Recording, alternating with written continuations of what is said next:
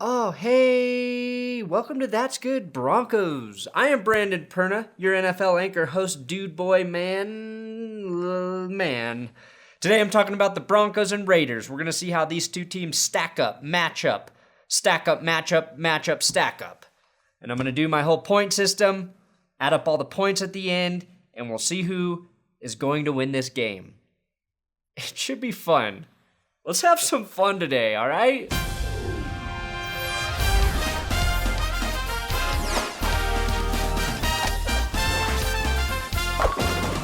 10-2 Broncos are back in Denver.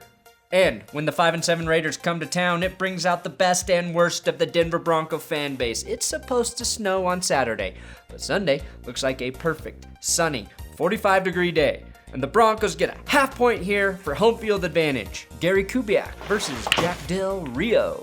If you look at the Raiders' last 4 games, they are 1-3. That's not good by anyone's standards, not even the Browns. But, and there's always a but, they beat the Tennessee Titans, a game they should have won, and lost to the Vikings, Lions, and Chiefs. 3 teams that I think are pretty good, and those games were close.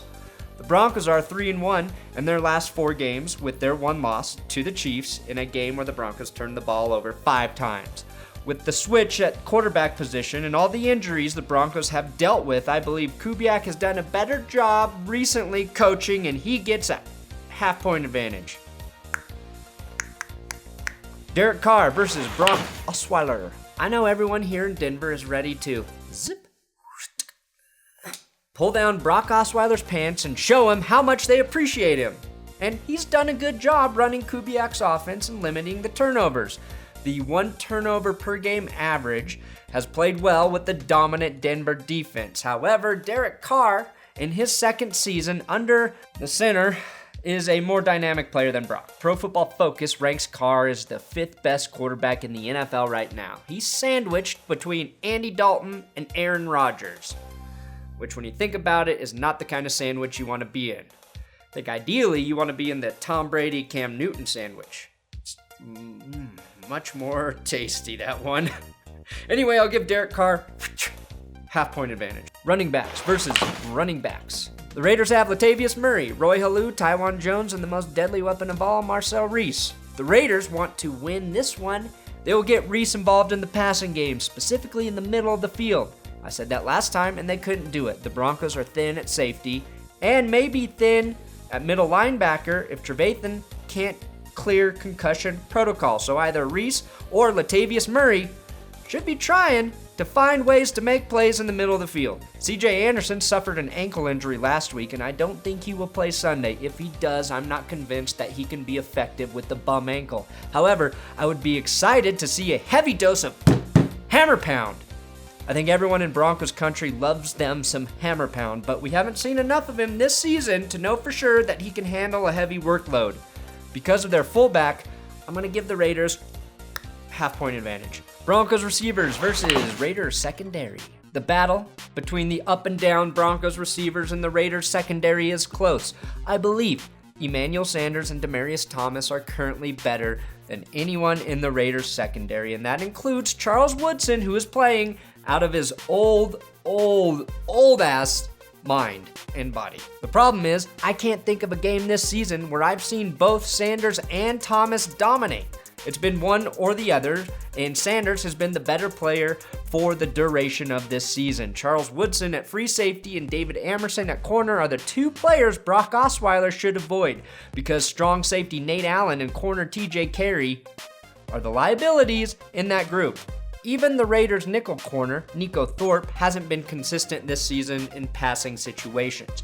I've awarded the Broncos a slight advantage here as a challenge to the Denver receivers. These guys should be dominating the competition. Emmanuel Sanders, Demarcus Thomas, and a 3rd receiver needs to step up, and they all need to play well together. Control the game, guys, and next week I'll give you a bigger advantage. 0.25 for the Broncos. Tight ends versus tight ends. Yes.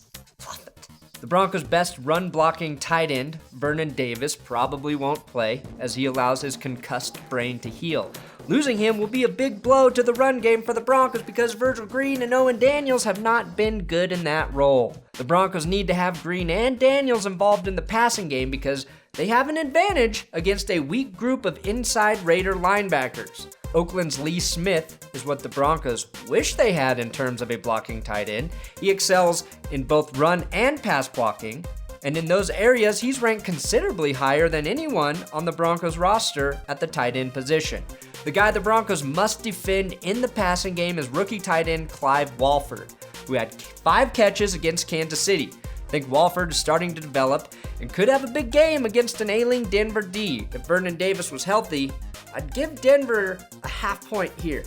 He isn't, so the Raiders get a .25 tight end advantage.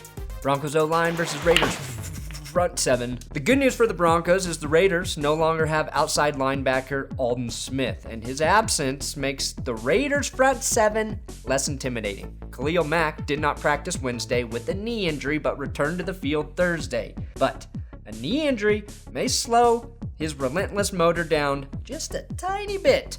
Mack is by far the best player on that defense, arguably the team.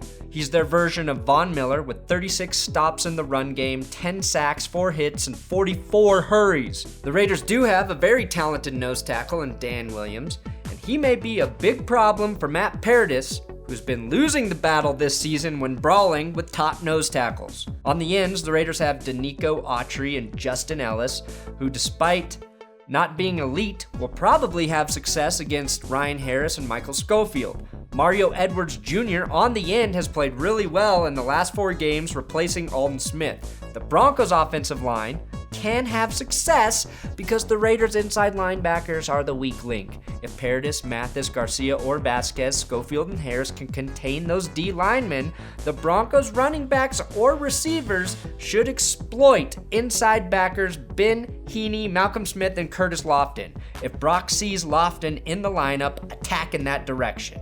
But again, half-point advantage for the Oaklands against the Broncos' offensive line. Raiders O-line versus Broncos front 7. A big reason the Raiders have at times looked like a competitive football team is because they have a pretty good offensive line. They say a strong running game is a young quarterback's best friend. Well, that's true, but you need a good line if you want a good running game, and the Raiders can pass and run block. The worst lineman right now is right guard Demarcus Ware, and that was true when the Broncos and Raiders played the first time, but Derek Wolfe was in his first game back.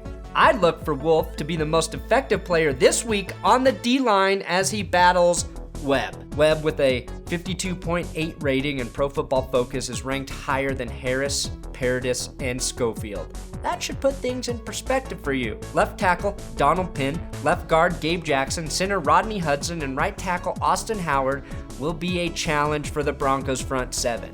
Wolfe really is the only guy who has a favorable matchup. The reason I will give the Broncos a .5 advantage in this department is because Demarcus Ware will return. He will be a difference maker on the edge, even if he only plays sparingly. If anything, it helps Shaq Barrett and Shane Ray stay fresh, and they have both been playing well the past few games. Watch this matchup closely because this is the best offensive line the Broncos have faced for a while. If they can get to Carr and shut down the running game, that will be a good sign as they prepare for the Steelers next week. Half point for the Broncos. Raiders receivers versus Broncos secondary. The Oakland Raiders just signed Michael Crabtree to a 4-year, $35 million extension, and for good reason. He's the perfect complement to the explosive Amari Cooper. He's a great possession receiver, a solid run blocker, and he makes the tough catches while also sniffing out the end zone 7 times this season. Amari Cooper still leads the NFL in drops with 9 on 105 targets. Next year, Michael Crabtree and Amari Cooper may be the best receiving duo in the NFL. But that's next year. This week, they face Aqib Talib, Chris Harris, and Bradley Roby, 3 corners who aren't only tremendously talented, they're healthy. I'll take Denver's corners, but the question is, how will they replace TJ Ward, David Bruton, and even an ailing Omar Bolden? Can newly acquired Josh Bush and Shiloh Kao create an effective rotation at the safety position? We don't know, and for that reason, I'm giving the Denver secondary a very small .25 advantage. Normally it would be much higher. Special teams versus special teams. I'm not even sure why I review this matchup. Now that I've said that, something probably will happen in the special teams department. McManus and Janikowski will be concrete. The punters, Colquitt and King, will be good, with King being better. And I predict the Raiders somehow make a big play in the return game. It's bound to happen at some point, and I hope I'm wrong. But I'm going to give the Raiders a 0.25 advantage here for the sake of keeping this matchup interesting. So the final total is 2 points for the Raiders and 2 points for the Broncos. I believe that's the third tie we've had this season. And the reason we have a tie is because the Broncos have been decimated by injuries. If they were healthy, I think they would have a clear advantage. Here's a fun fact. Between 1963 and 1971, the Raiders beat the Broncos every time they played, with the exception of one tie. That's 17 wins, and the Raiders have the all-time lead over the Broncos with a 59-49-2 record. After this weekend, I believe that will be a 59-50-2 record, and the Broncos will extend their current win streak against the Raiders dating back to September of 2011. I feel like this will be another close game. Give me a 24-20 win this weekend because the Broncos have more to play for. But if the Raiders do somehow win, it's because half the Broncos team is hurt. Thanks for watching another episode of That's Good Broncos Predictions. Make sure you subscribe here. Give me a follow on Twitter at Brandon Perna, and it's Christmas is coming up. Check out the That's Good Sports shop. Click the buy shit button on ThatsGoodSports.com, or there's a link under this episode that'll take you to the store. I've got t-shirts, sweatshirts, Brockwork Orange shirts, Big Dick Player shirts, Emmanuel Sanders shirts, That's Good Broncos shirts. Just go check it out, please. iPhone covers, I don't give a shit. Just buy something.